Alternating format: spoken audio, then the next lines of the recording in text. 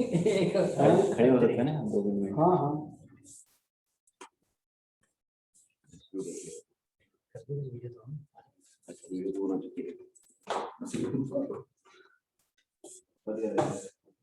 Good morning. हाँ बंद कर दीजिए, बंद कर दीजिए।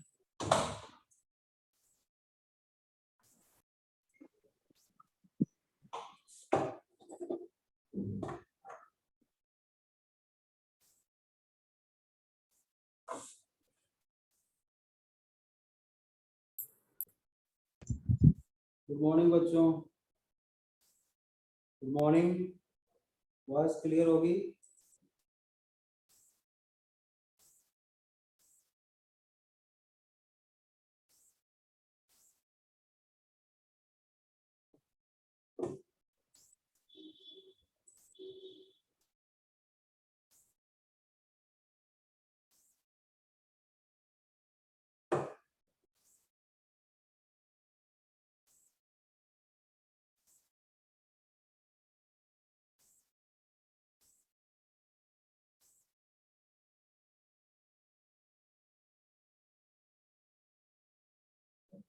Good morning. टाइम हो चुका है। तो बेटा लास्ट क्लास में हम लोग क्या कर रहे थे? प्लाज्मिड कर लिया था।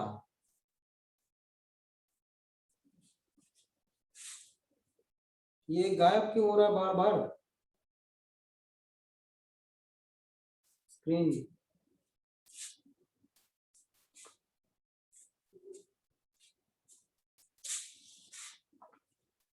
बैक्टीरियल राइबोसोम स्टार्ट होना है आज, बिल्कुल सही बात है।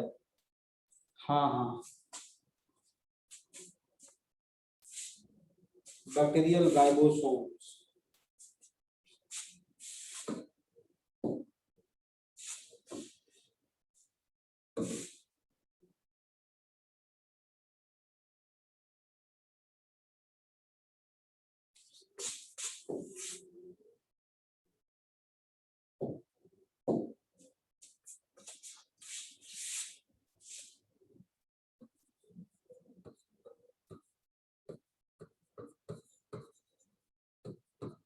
राइबोसोम्स, राइबोसोम्स को बेटा हम पैलेट पार्टिकल्स भी बोलते हैं। राइबोसोम्स को पैलेट पार्टिकल्स भी कहा जाता है क्योंकि उन्होंने पहली बार इसको डिस्कवर्ड किया था। First discovered ribosome by Palade, so called Palade particles, right. Palade particles के नाम से भी हम जानते हैं राइबोसोम्स को, ठीक है। ये एक्चुअल में होते क्या है? RNA plus protein. तो ribosomes, ribosomes is equal to RNA, मतलब कि डीएनए तो जानते हो, डीऑक्सी न्यूक्लिक एसिड, ये राइबो न्यूक्लिक एसिड, ठीक है, plus protein, RNA plus protein. तो इसको बोल सकते हैं आप न्यूक्लियो प्रोटीन कॉम्प्लेक्स या राइबो न्यूक्लियो प्रोटीन। इसको क्या बोल सकते हैं हम? न्यूक्लियो प्रोटीन कॉम्प्लेक्स, क्योंकि न्यूक्लियस में बनता है ये आरएनए। तो न्यूक्लियो प्रोटीन कॉम्प्लेक्स और राइबो न्यूक्लियो प्रोटीन भी बोल सकते हैं। राइबो न्यूक्लियो, राइबो वर्ड लगा है, मतलब कि राइबोस शुगर होती है, इसलिए राइबो न्यूक्लियो प्रोटीन, ठीक है। इसमें एक एस अभी हम बताएंगे, 80s और 70s। तो S जो होता है बेटा ये स्वेडबर्ग कांस्टेंट होता है, इसको बोलते हैं स्वेडबर्ग कांस्टेंट, क्योंकि स्वेडबर्ग ने ही पहले बताया था। स्वेडबर्ग कांस्टेंट या सेडिमेंटेशन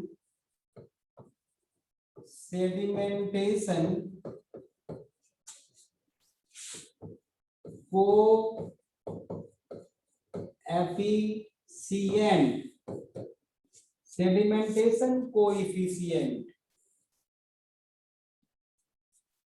ये एक्चुअल में होता क्या है पहले समझते हैं इसको। आपने कभी शायद लैब में देखा होगा, पैथोलॉजी में एक छोटा सा इंस्ट्रूमेंट होता है इतना बड़ा, ठीक है, उसके अंदर बेटा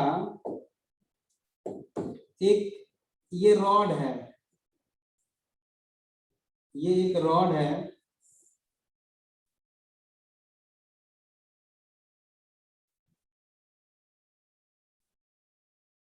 ऐसे समझो एक रिंग है हमारे हाथ में, मान लो एक रिंग है जो कड़ा पहनते हैं लोग। अगर इस उस रिंग को इसमें हम डाल दें और ऐसे घुमाना शुरू करें तो जब तक ये घूमता रहेगा, ठीक है, मतलब ऐसे हम घुमाते रहेंगे, वो रिंग यहाँ पे रहेगा, और जैसे ही घुमाना बंद कर देंगे वो रिंग नीचे आ जाएगा, ठीक है। तो देखो एक रॉड है हमारे हाथ में और इस पे छोटे छोटे रिंग्स लगे हुए हैं, इधर भी इधर भी इधर भी और इधर भी, 4 लगे हुए हैं चारों तरफ छोटे छोटे रिंग, कुछ इस तरह। यहां भी एक रिंग है बेटा, इधर भी एक रिंग है, इधर भी और इधर भी एक रिंग है, ठीक है। और टेस्ट ट्यूब जानते हो कैसा होता है? टेस्ट ट्यूब ऐसा होता है, देखा होगा आपने। तो इसके टॉप पर बेटा ये थोड़ा सा निकला हुआ है, देख रहे हो, इसका डायमीटर ज्यादा है, टॉप पे डायमीटर ज्यादा है, ठीक है। अगर एक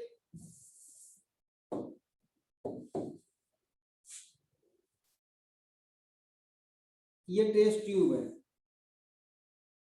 ठीक है, ये टॉप पर डायमीटर ज्यादा है, यहां से लेके यहां तक, देख रहे हो। अगर इसको हम इस रिंग में रख दें तो ये टेस्ट ट्यूब ऐसे इस पे रुक जाएगी, ऐसे रुकेगी, हाँ। उसी तरह से बेटा हम इसमें भी रख सकते हैं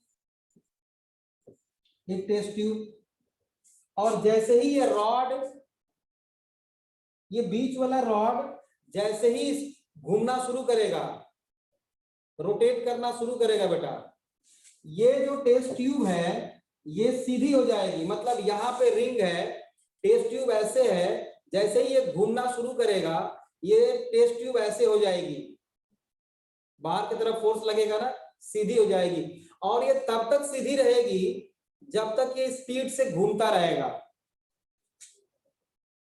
क्लियर? इस प्रोसेस को कहते हैं सेंट्रीफ्यूगेशन, इस प्रोसेस को बोलते हैं बेटा सेंट्रीफ्यूगेशन। क्लियर? अब क्या है, पायलट ने क्या किया, पायलट ने क्या किया बेटा कि राइबोसोम्स, इसमें कुछ समझना ही नहीं है, इसमें कुछ समझना ही नहीं है।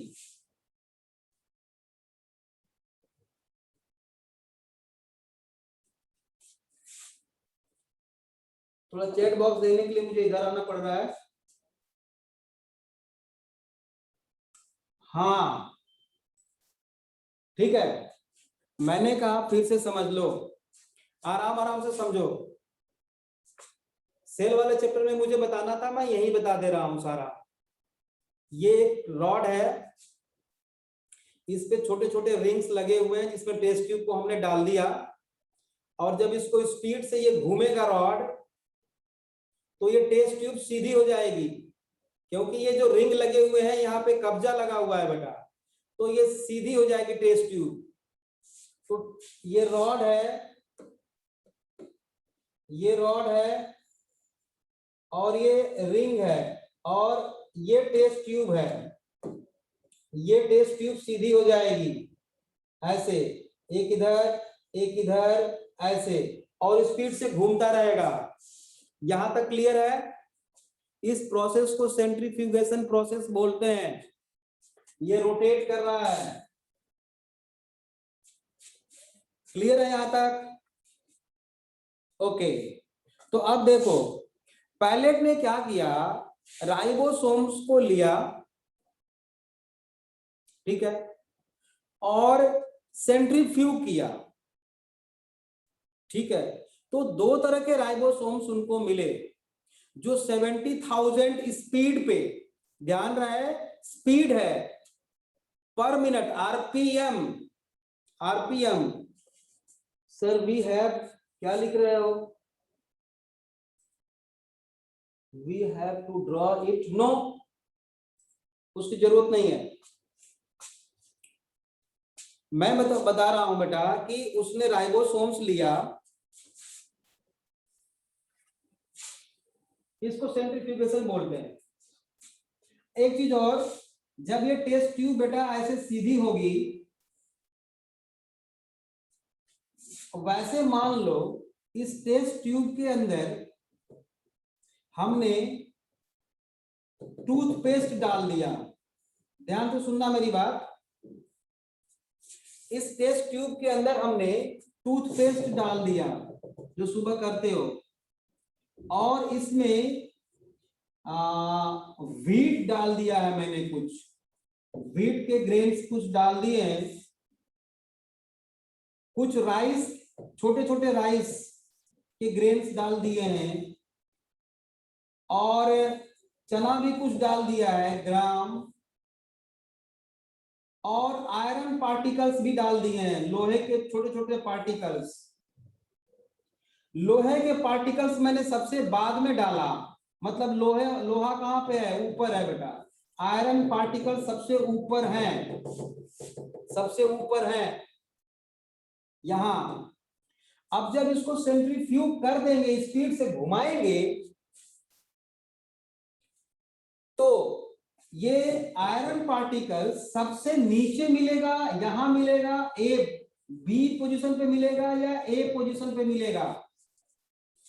आयरन पार्टिकल बी पोजीशन पे मिलेगा।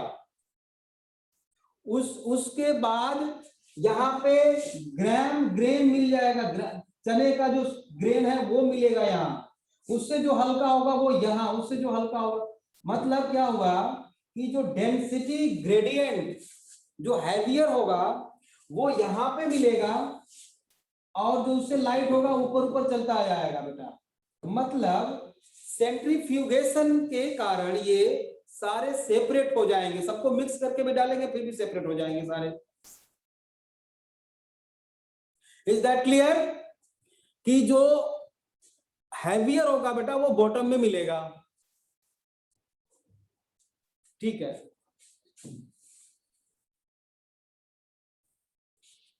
अब क्या किया उन्होंने, राइबोसोम्स,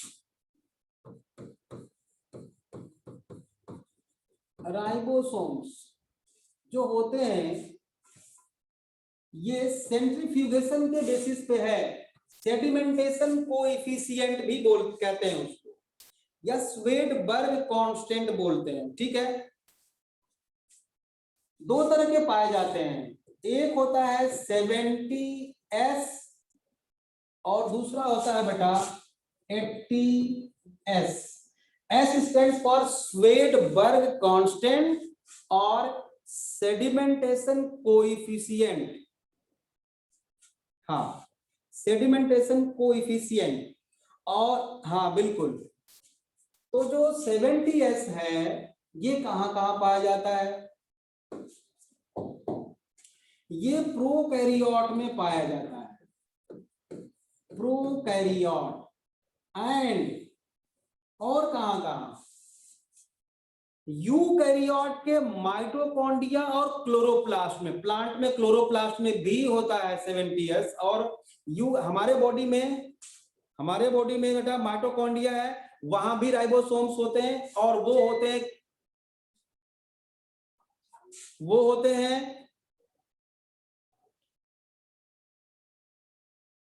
70s।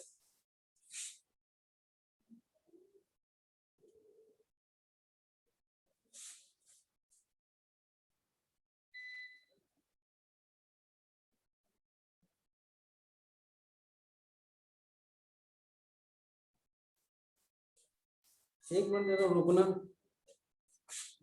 अरे इसमें लाइट चलेगी, बिल्कुल अंधेरा हो गया।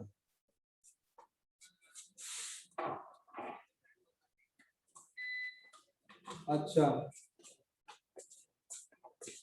हाँ हाँ, बहुत तो चल रहा। चलो चलो, मैंने वो ऑन कर लिया, ठीक। अरे बेटा बोर्ड तो दिख रहा था, मुझे कुछ नहीं आ रहा था।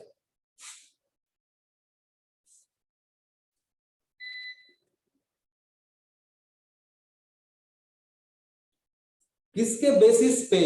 सेडिमेंटेशन कोएफिशिएंट के बेसिस पे, रोटेशन के बेसिस पे बेटा।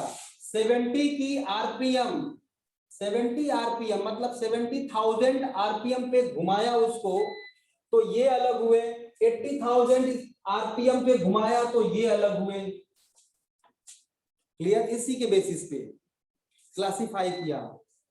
रोटेशन पर मिनट, बिल्कुल सही बात है। तो ये प्रोकैरियोट एंड माइटोकॉन्ड्रिया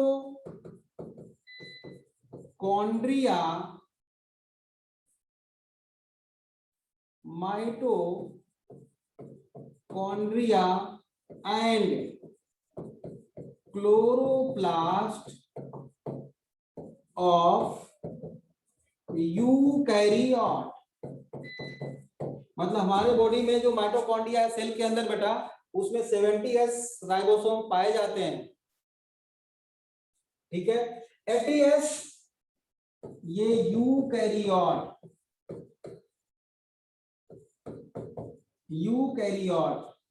में भी कहा, न्यूक्लियस और साइटोप्लाज्म में 80s पाए जाते हैं। 80 क्या है? रोटेशन पर मिनट है बेटा, 1000 में लिखना है आपको, रोटेशन पर मिनट, ठीक है। अब 70s को देखा जाए तो ये जो 70s राइबोसोम है बेटा, 70s राइबोसोम, इसके दो सब यूनिट होते हैं।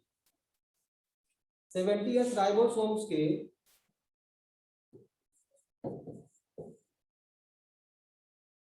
यहां पे लिख लेना 70 आरपीएम के दो सब यूनिट होते हैं, एक स्मॉलर सब यूनिट और एक लार्जर सब यूनिट। ये छोटा है और एक बड़ा है, देख रहे हो। तो स्मॉलर सब unit made by 50s and 30s and larger sub unit made by 50s। इन दोनों को जोड़ के मत देखना, ये रोटेशन है, इन दोनों को जोड़ के मत देखना। सर आरपीएम के बेसिस पर ये बता सकते हैं कि 80s ज्यादा कॉम्प्लेक्स। अरे नहीं भाई, छोड़ दो ना, केवल सेपरेट करना है, लगे रिसर्च करने आरपीएम पे। ओवरलैप में कम हो जाएगा। ओवरलैप कहां से? एक एक तो रिसर्च करते रह रहे हो। मैं कह रहा हूं किसी भी साल कहीं भी 20-25 साल में देख लो, जो क्वेश्चन आएंगे ना वो इसी से सॉल्व हो जाएंगे। आप परेशान मत हो, ज्यादा मत रिसर्च करो उस पे।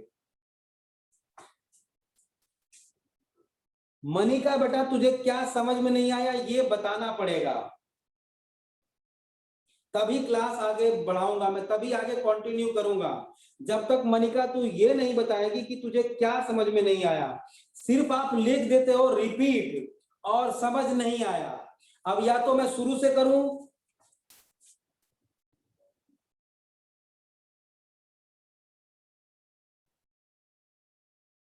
मनिका आप जल्दी बताओ।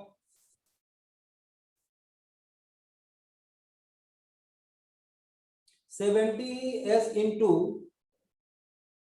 30s and 50s and 7। अरे अभी ना तुमको मैं क्या करूं, मैं अभी एक बात बता बेटा, मैंने कहा है कि इसको इसको जोड़ना नहीं है, और तू खुद ही अपने आप मल्टीप्लाई कर रही है, 70 इंटू 30 कर रही है। मैंने कब बोला मल्टीप्लाई करने के लिए? राइबोसोम जो 70 आरपीएम 70,000 आरपीएम पे अलग होते हैं वो 70s हैं। अब 70s राइबोसोम्स को उन्होंने फर्दर सेंट्रीफ्यूज किया, तो 30,000 आरपीएम पे, रोटेशन पर मिनट पे ये अलग हो गया, और 50,000 पे ये अलग हो गया, बड़ा वाला, दोनों मिलके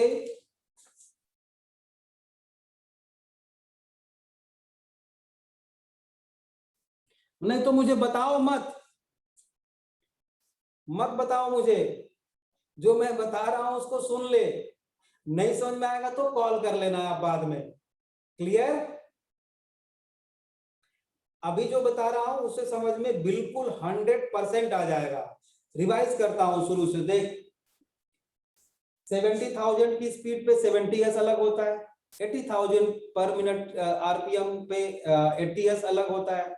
70s को फर्दर सेंट्रीफ्यूज किया उन्होंने, रोटेट किया, तो 30s 30,000 पे इसको रोटेट करना शुरू किया, इसको 70s को सेंट्रीफ्यूज किया, तो 30,000 आरपीएम पे ये अलग हो गया, उसको 30s बोल दिया। 50,000 आरपीएम पे ये अलग हो गया, 50s बोल दिया। तो अब इनको जोड़ के नहीं देखोगे ना, मल्टीप्लाई करोगे। क्लियर हुआ नहीं हुआ?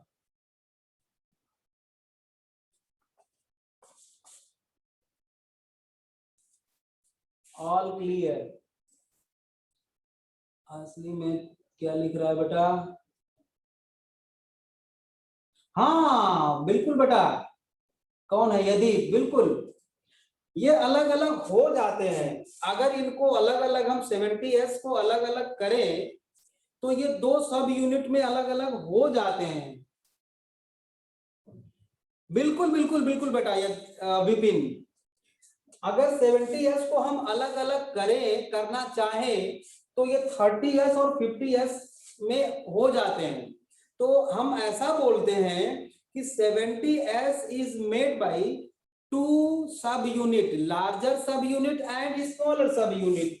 तो ये बड़ा वाला है और ये छोटा वाला है, तो छोटा वाला ये है, बड़ा वाला ये है, सिंपल। क्लियर? क्लियर हो गया बच्चों? हाँ 50s वाला ये है।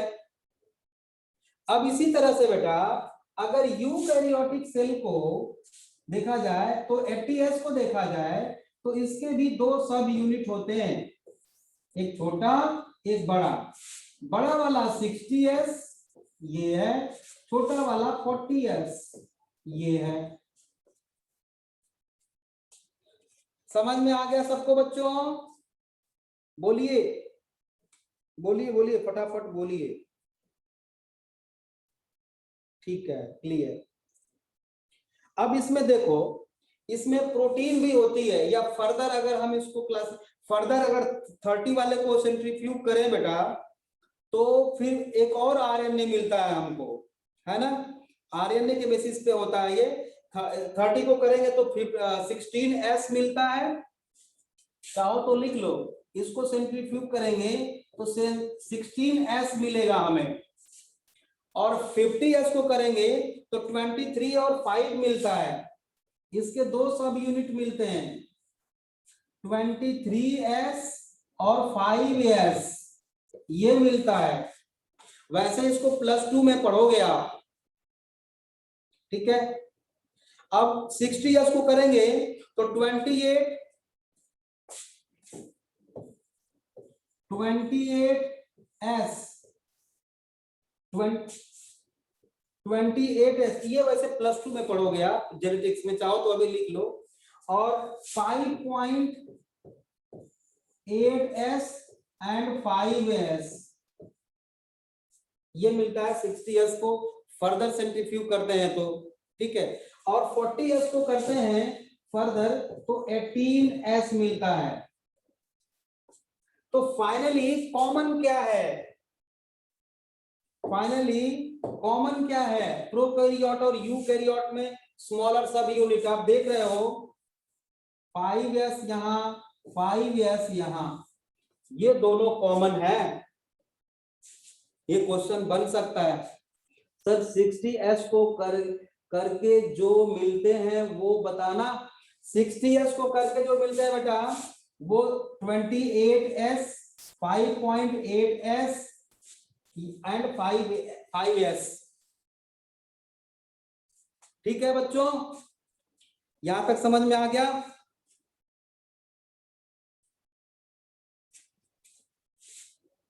कुछ बच्चे लिख रहे हैं क्या यार, क्लियर 30s और 40s का एक ही है, 30 और 40s का एक ही है क्या, एक है 30s यदि, हाँ हाँ हाँ हाँ हाँ 30s का एक ही है और 40s का भी एक ही है 18s, फर्दर सिंप्लीफाई करते हैं तो बिल्कुल मुझे लगता है सबको समझ में आ चुका है। अब फंक्शन देखते हैं बेटा राइबोसोम का, ठीक है। तो प्रोकैरियोट में बेटा ये 70s पाया जाता है,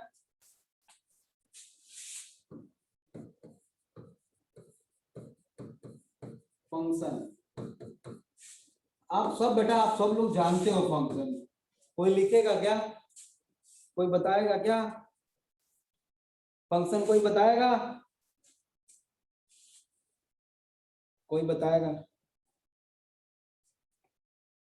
प्रोटीन फैक्ट्री गोपाल, बहुत बढ़िया भाई, मुझे पता था आप लोगों को पता है, प्रोटीन सिंथेसिस, प्रोटीन बनाता है।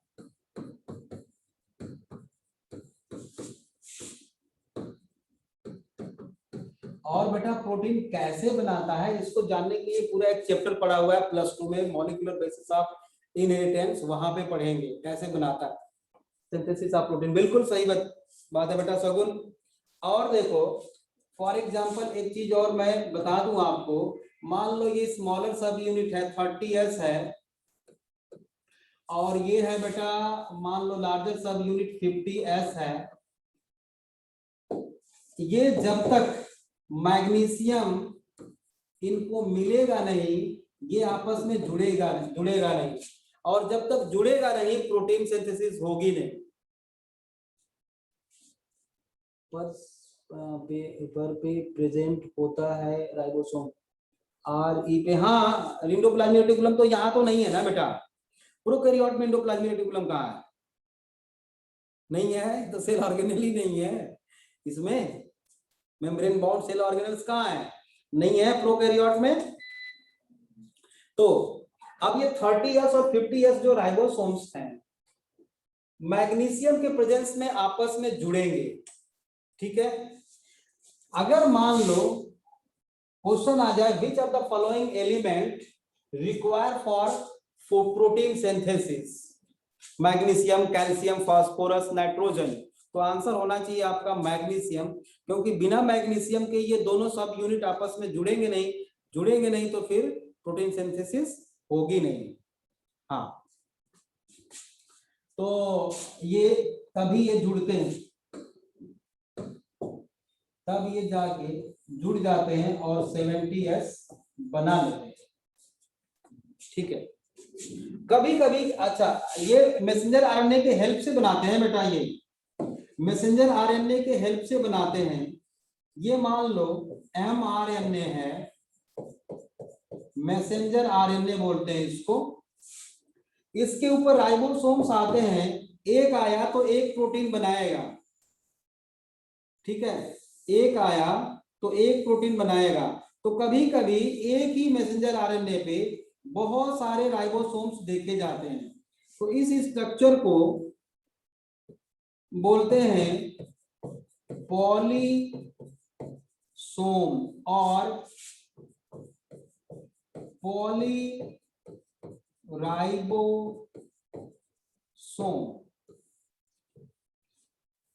required for synthesis of more than one molecule of protein, required for synthesis of more than one molecule of protein. मतलब एक राइबोसोम एक प्रोटीन मॉलिक्यूल बनाता है, तो एक ही तरह की प्रोटीन के कई सारे मॉलिक्यूल बनाने हैं तो कई सारे राइबोसोम एक साथ आ जाते हैं अगर मैसेंजर आरएनए पे। तो मैसेंजर आरएनए क्या लिखा बेटा, मैसेंजर आरएनए मीन्स नहीं बताऊंगा क्योंकि ये +2 में पढ़ेंगे, ठीक है बच्चों, +2 में पढ़ेंगे मैसेंजर आरएनए, तो अभी नहीं। अभी तो बस याद रख लो कि मैसेंजर आरएनए मैसेंजर मतलब मैसेज लेके आता है ना डीएनए से।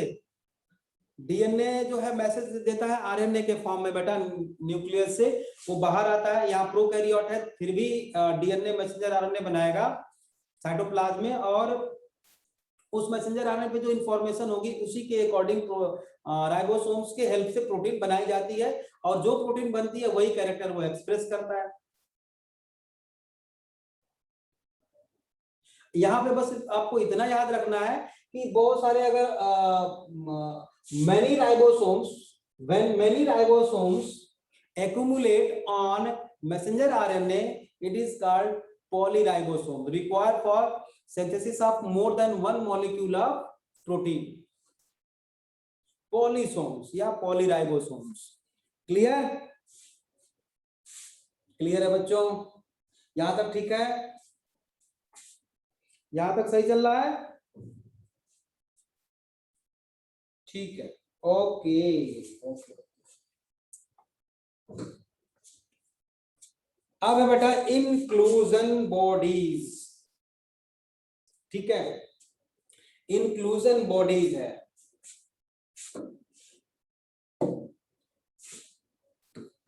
नेक्स्ट हेडिंग दो, इंक्लूजन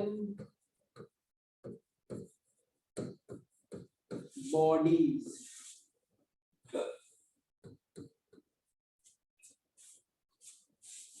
ठीक है, इंक्लूजन बॉडी क्या है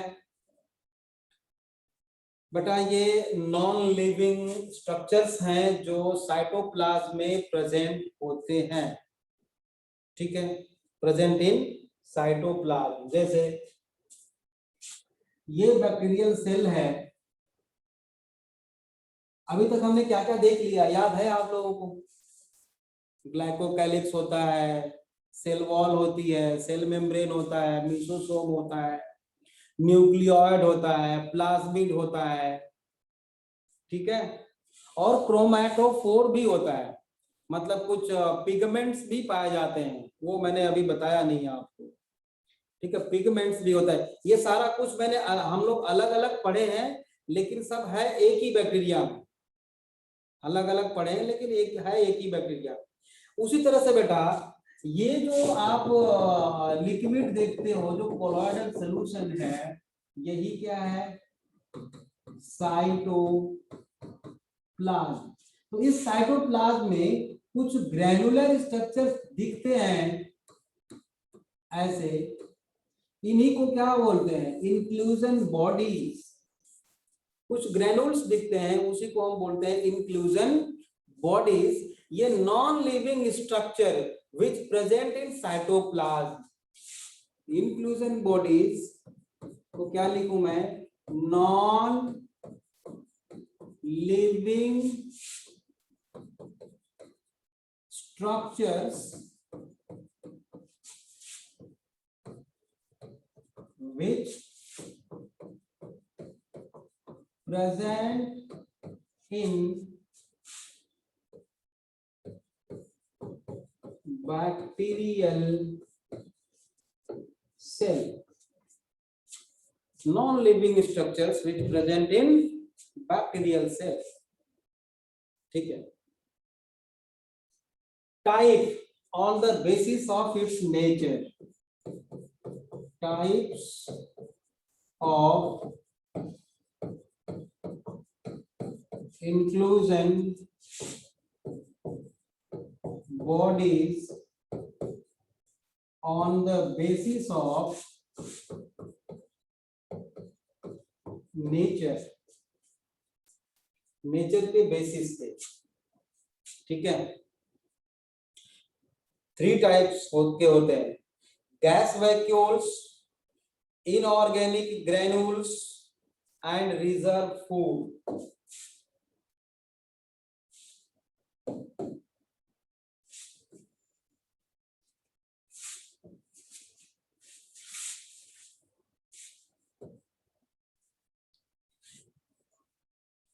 क्या क्या मैंने बोला? गैस वैक्यूल्स, गैस वैक्यूल्स हो सकते हैं.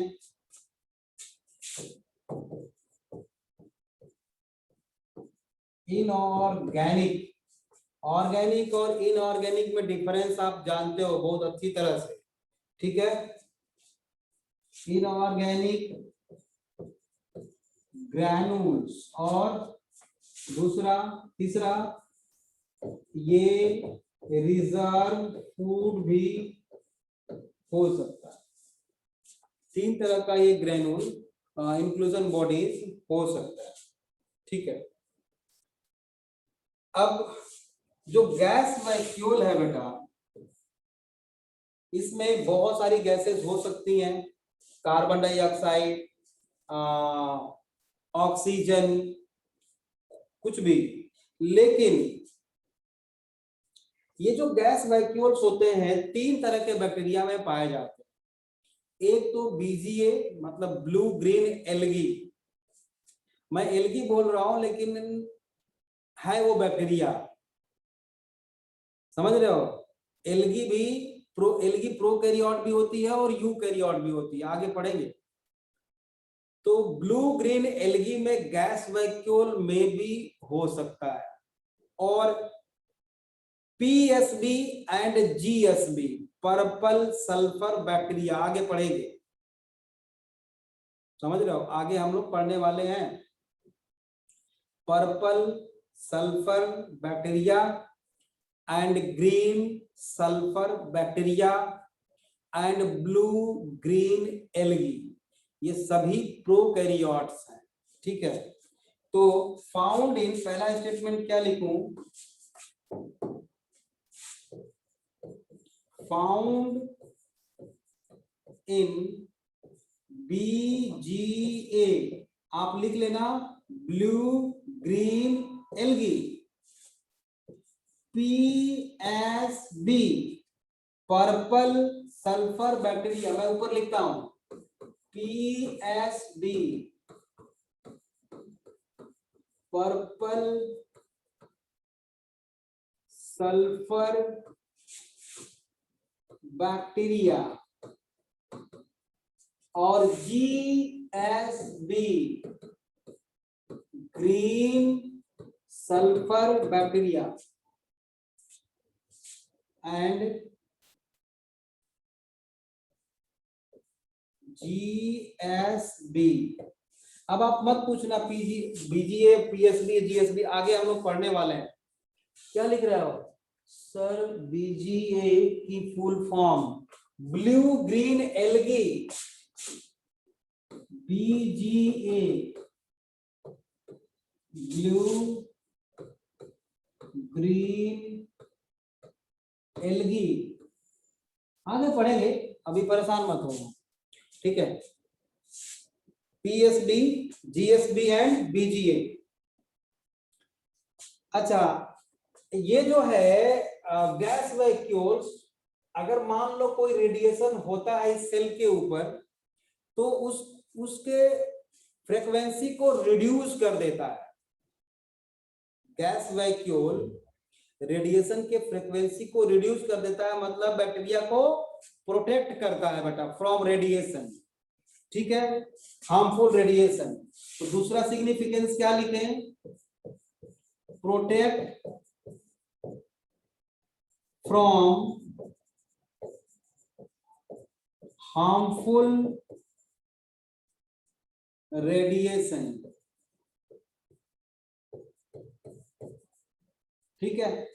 और ये एक्वेटिक अगर है तो बायोन्सी में भी हेल्प करता है बेटा, बायोन्सी को भी रेगुलेट करता है, रेगुलेट बायोन्सी, ठीक है। बायोन्सी समझते हो आप लोग, क्या लिख रहा था बेटा, क्या लिख रहा था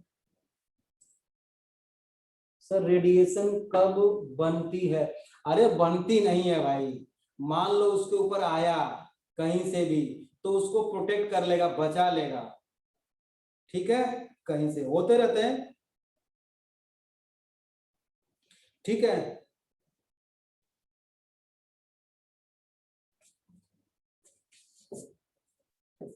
नेक्स्ट है रेगुलेट बायोन्सी टू फिक्स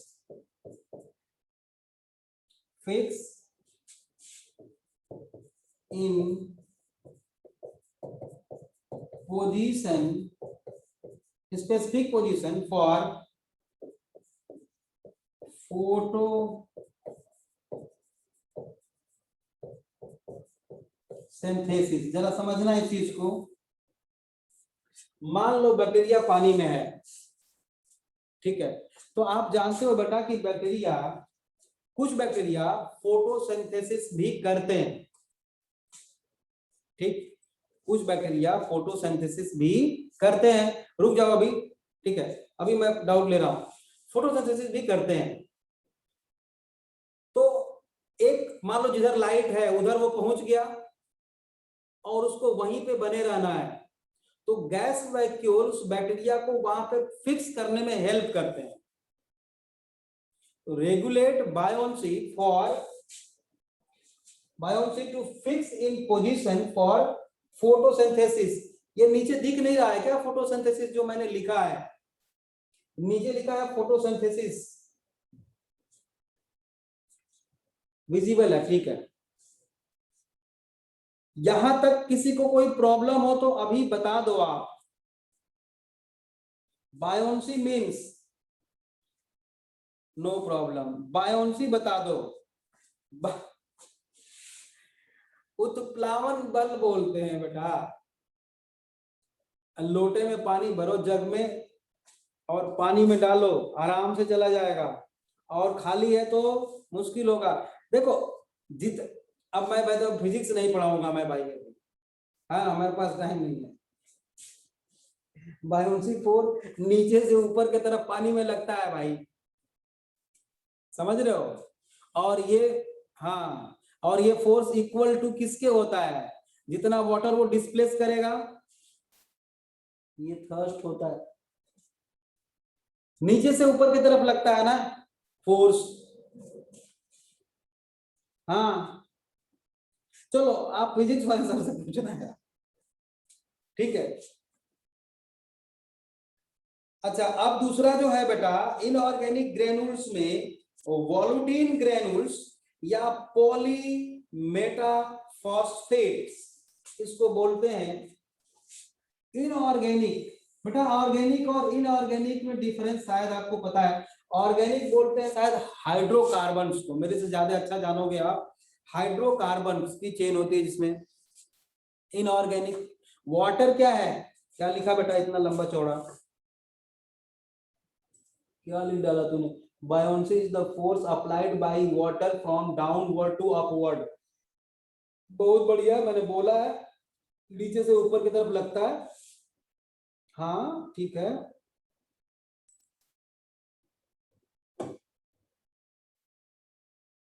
चलो इसको पहला जो है टाइप इनऑर्गेनिक में जो है वो है वॉल्यूटिन ग्रैन्यूल्स, ठीक है। वॉल्यूटिन ग्रैन्यूल्स, इनऑर्गेनिक ग्रैन्यूल्स जो होते हैं बेटा, इसमें कुछ वो वॉल्यूटिन ग्रैन्यूल्स भी हो सकते हैं जिसमें कि मेनली फॉस्फेट होता है। मेनली क्या होता है सर? पीएसबी नहीं दिख रहा ऊपर, पीएसबी ऊपर नहीं दिख रहा, तो पर्पल सल्फर बैक्टीरिया लिखा है मैंने, दिख रहा, खूब दिख रहा है मुझे, ठीक है।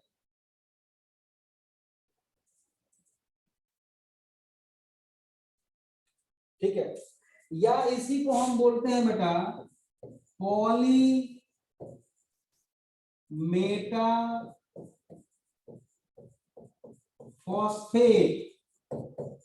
वॉल्यूटिन ग्रैन्यूल्स को क्या बोलते हैं? Poly Meta phosphate. इसमें जो होता है बेटा मेनली फॉस्फेट होता है। क्या होता है मेनली? ये बहुत ही इंपॉर्टेंट क्वेश्चन बनता है यहां से, आपको याद रखना है कि वॉल्यूटिन ग्रैन्यूल्स में मेनली फॉस्फेट होता है, फॉस्फेट होता है या फास्फोरस, फास्फोरस, ठीक है। इसके अलावा इनऑर्गेनिक ग्रैन्यूल्स में सल्फर ग्रैन्यूल्स भी हो सकते हैं, सल्फर ग्रैन्यूल्स भी हो सकते हैं, सल्फर के ग्रैन्यूल्स भी हो सकते हैं, ठीक है। आयरन ग्रैन्यूल्स भी हो सकते हैं,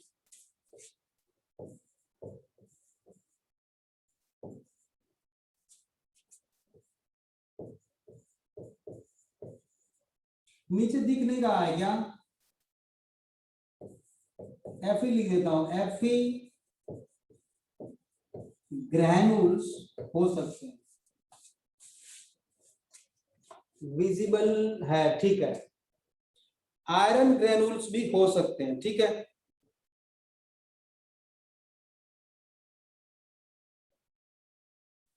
अच्छा, अगर आपके पास नीचे तो आपके पास होगा बेटा, जगह होगी, ये इनऑर्गेनिक ग्रैन्यूल्स यही दो हो सकते हैं।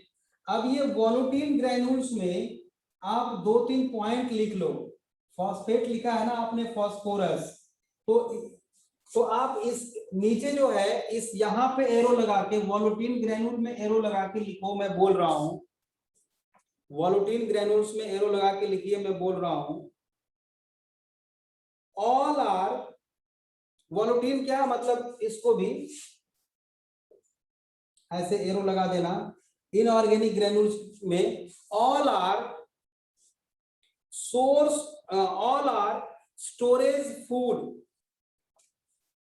सर एफ भी, हाँ उसको भी, एफ भी और सल्फर भी, सबको एरो लगाओ। All are storage food which source of energy, all are storage food with source of energy। यहां रिजर्व फूड लिखा है आपने, ये अलग फूड है, ये भी होता है जिसको कि इनऑर्गेनिक ग्रेन्यूल्स बोलते हैं। ऑल आर मतलब volutin granules, sulphur granules and iron granules. All are storage food which source of energy, which source of energy.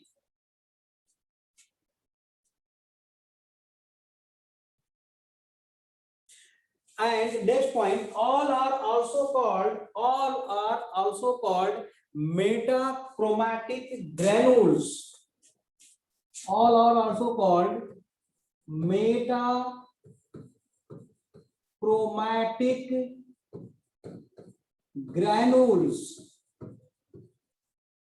मतलब बेटा वॉल्यूटिन, सल्फर ग्रेन्यूल्स, आयरन ग्रेन्यूल्स सबको एक साथ मिला के हम मेटाक्रोमैटिक ग्रेन्यूल्स भी बोल सकते हैं। All are called metachromatic granules because because they pick up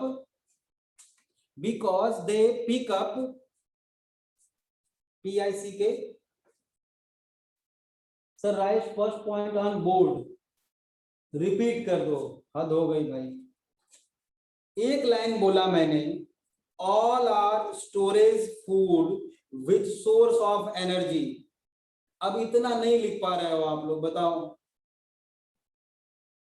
जगह नहीं है इसलिए मैं अभी हटा दूंगा तो फिर बताऊंगा कैसे। All are storage food which are source of energy. दूसरा पॉइंट मैंने बोला है, all are collectively called metachromatic granules. Metachromatic मैंने ऊपर लिखा हुआ है, metachromatic granules because they pick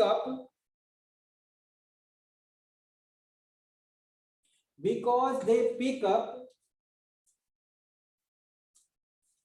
color or stain with basic dye। Basic मतलब बेस, बेसिक स्टेन और डाई। मतलब जब बैक्टीरियल सेल को बेटा हम बेसिक डाई में डालते हैं, बेसिक स्टेन में डालते हैं, तो कलर एब्जॉर्ब कर लेते हैं ये तीनों के तीनों। क्लियर है? ठीक है, बढ़िया, समझ में आ गया। अब स्टोरेज फूड में लिखो, स्टोरेज फूड में, ठीक है, स्टोरेज फूड में लिखिए,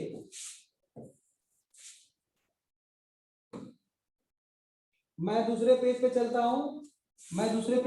हूं, आप यहां पे लिखना, सॉरी रिजर्व फूड, आप रिजर्व फूड में लिखना,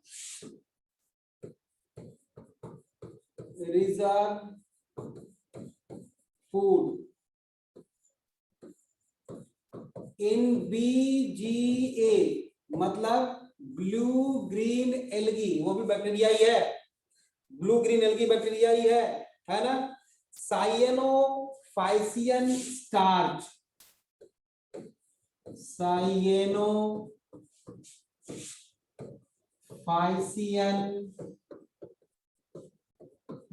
मतलब क्या हुआ भाई, ब्लू ग्रीन एल्गी एक बैक्टीरिया है बेटा, उसमें जो स्टोरेज फूड होता है उसको साइनोफाइसियन स्टार्च कहते हैं।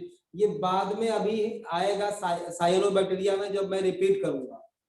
यहां पे बस लिख लो cyanophycean starch, alpha granules,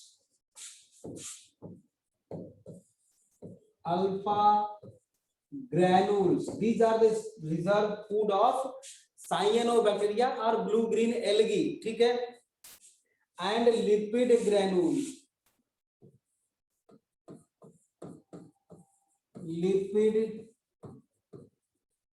granules, ये तो हो गया बेटा ब्लू ग्रीन एल्गी का रिजर्व फूड, ठीक है, ठीक है। अब बैक्टीरिया में, इन बैक्टीरिया, सिंपल बैक्टीरिया, जो हेटेरोट्रोफिक बैक्टीरिया होगा उसमें क्या होगा बेटा, ग्लाइकोजन ग्रैन्यूल्स होंगे, ठीक है, ग्लाइकोजन ग्रैन्यूल्स होंगे, ग्लाइकोजन ग्रैन्यूल्स होंगे। ग्लाइकोजन किसमें पाया जाता है, जो हेटेरोट्रोफिक मोड ऑफ न्यूट्रिशन जिसमें होता है। जो ऑटोट्रोफिक होगा वो तो उसमें तो स्टार्च होगा या कोई मतलब वो फूड जो वो बनाएगा, ठीक है। तो बैक्टीरिया में ग्लाइकोजन ग्रैन्यूल्स होते हैं। और क्या हो सकता है, PBH,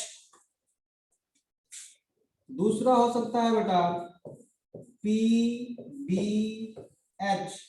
PBH का फुल फॉर्म क्या होगा, क्या लिख रहे हो,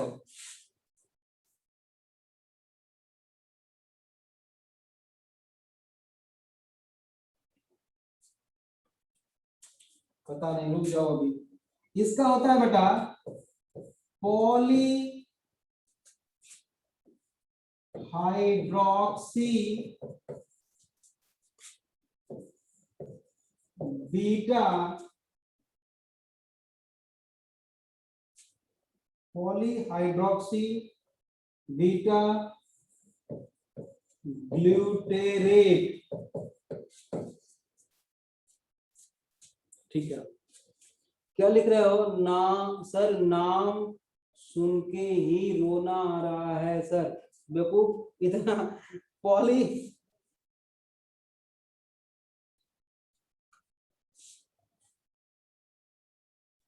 नहीं नहीं, याद हो जाएगा। अगर नहीं याद हो रहा है तो छोड़ दो, अभी जब आएगा टाइम तो मैं बता देंगे। पॉली, इसका नाम है बी से पॉली, बी से बेटा, मैं नहीं गलत लिख दिया क्या? पॉली बीटा है हाइड्रोक्सी ब्यूटेरेट, पॉली बीटा हाइड्रोक्सी ब्यूटेरेट। ठीक है,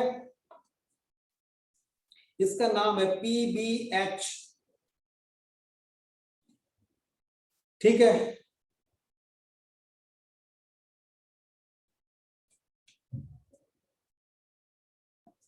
किसने लिखा था बच्चों? कि बेटा किसने लिखा था, थोड़ा मैं भी तो देखूं।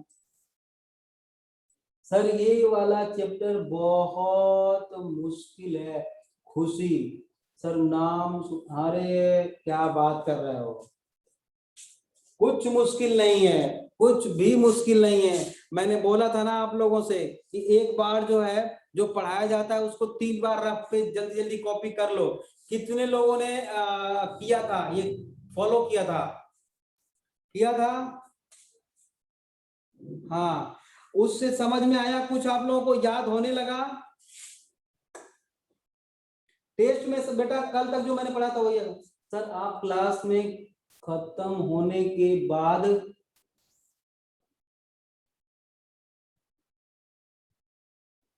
हाँ, अच्छा टेस्ट का डिस्कस, हाँ वो भी करना है सर। ये कुछ कुछ हुआ याद, कुछ कुछ नहीं बेटा, 100% याद हो जाएगा। हाँ, सारा लर्न हो जाता है उससे। सिलेबस फॉर टेस्ट, सिलेबस सुन लो, सिलेबस सुन लो। कल तक जो मैंने पढ़ाया था, कल या परसों तक जो मैंने आज थर्सडे है ना, ट्यूसडे तक जो पढ़ाया था वही है सिलेबस में, बायोलॉजिकल क्लासिफिकेशन आपका। हाँ, प्लाज्मिड से पहले वाला ही आएगा। हाँ, ट्यूसडे तक जो मैंने पढ़ाया था ना, उतना ही सिलेबस में है आपके टेस्ट के। हाँ बेटा, बॉटनी के। ठीक है, ठीक है बच्चों, तो कल मिलते। सर एनसीईआरटी पढ़े? नहीं नहीं, उसकी कोई जरूरत नहीं है, आपको मैंने सारा पढ़ा रखा है, उतना ही बस तैयार रखना, नोट्स तैयार करो बस। जूलॉजी के बारे में तो सर क्या नाम है, अनिल सर ने बताया होगा आप लोगों को। ठीक है, जूलॉजी वाले सर ने बताया होगा। ऐसे जान, हाँ बेटा, ठीक है, तो मिलते हैं फिर कल क्लास में। ओके बच्चों, ओके बाय, नोट्स भेज देना। हाँ, ठीक है।